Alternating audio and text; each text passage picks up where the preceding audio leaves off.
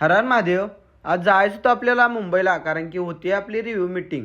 Direct तिथनं आलो कोल्हापुरात. इथे एक 2-3 कॉल केलं. कारण की जायचं तर आपल्याला गडबड होती लई पुण्याला जायची, कारण की भाऊ तिथं आपला वाढवगत बसलेला. इथं ह्या भावाजवळ जरा बोलत हसत जरा सकाळ चांगली गेली. कारण की भाऊ लई हसमुख आहे. तिथनं आलो डायरेक्ट पुण्यात, कारण की गाडी पकडून कोल्हापुरातनं कधी पुण्यात आलो काय कळालं नाही. कारण की बरोबर 5 वाजता म्हणजे आपल्याला मुंबईला निघायचं होतं. तेवढ्यात आला आपला भाऊ, बसलो भावाच्या गाडीत. एक नंबर आहे माहिती आहे पुण्यातला ऋषा. सपला विषय, कारण की आमची 5 वर्षाची दोस्ती आहे. ॲज एम आर असल्यापासून दोघं एबीएम होईपर्यंत हे असं राहायला लागतंय.